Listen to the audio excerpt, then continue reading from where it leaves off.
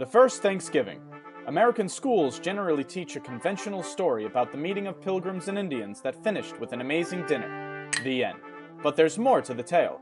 This video will explain the events around the first Thanksgiving and how it's not the image ingrained in tradition. At the start of the 17th century, southern New England was home to a variety of busy communities within several confederations. These were the people of the first light, and they called their home the Dawnland. Political leaders were known as sachems and had been trading with Europeans for over 100 years before the Pilgrims. Relations soured only after deceitful Europeans kidnapped locals to sell as slaves. Permanent European settlement was impossible due to the already high population of native occupants. But in 1616, tradesmen introduced a disease to the Dawnland, whose inhabitants died in droves from a lack of immunity. In 3 years, up to 90% were wiped out in several confederations, including the Wampanoag.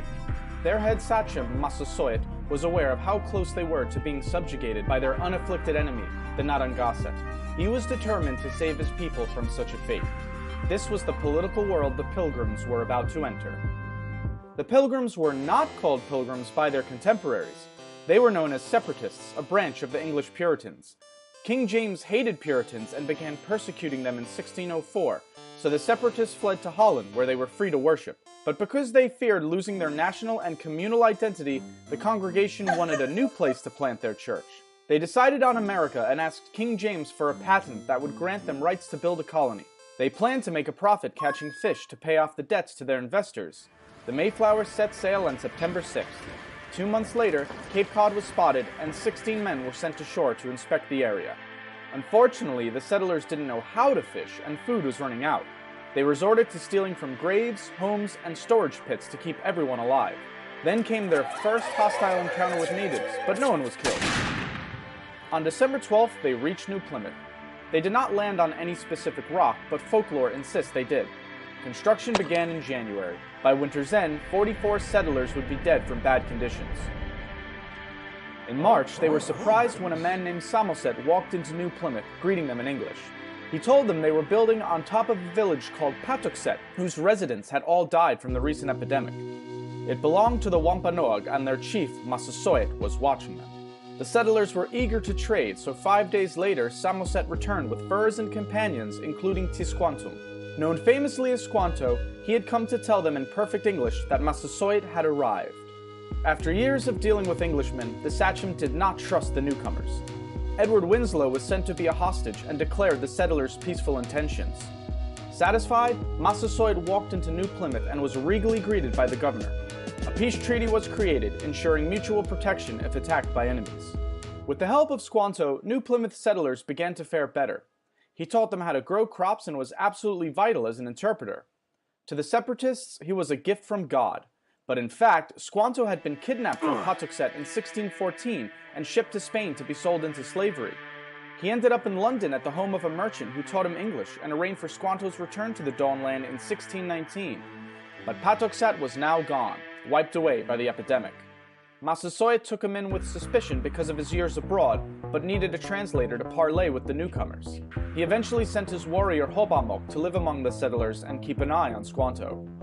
By fall, the settlers had a bountiful harvest and a feast was held to celebrate. Massasoit showed up with 90 warriors and 5 deer for the meal. For 3 days, the English and Wampanoag ate and entertained one another.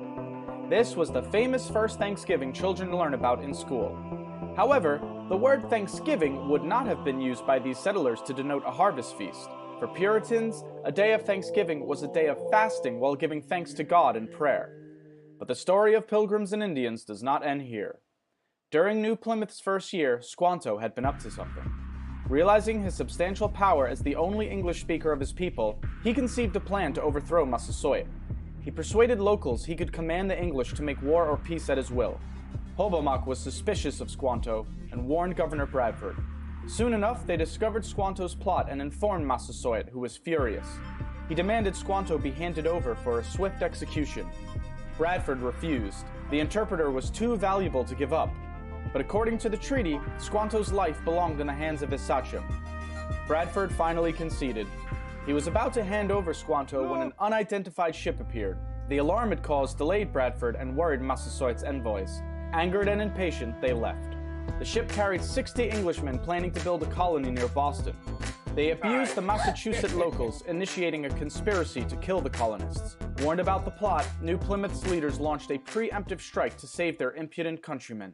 It bought peace for a time. In that time, more Puritan settlers arrived, soon outnumbering the natives. And while the Pilgrims' Treaty with Massasoit lasted until the Sachem's death, other Puritans were not concerned with such alliances. Their fanatic religious principles ensured no peace between the two cultures could last. To Puritans, Native Americans were the other, wild, savage, godless. With such an ideology, the outcome was inevitable. If they did not convert to Christianity and surrender their cultural identity, they had to be eliminated. The first Thanksgiving was a brief moment of harmony between two worlds, but sadly it was short-lived.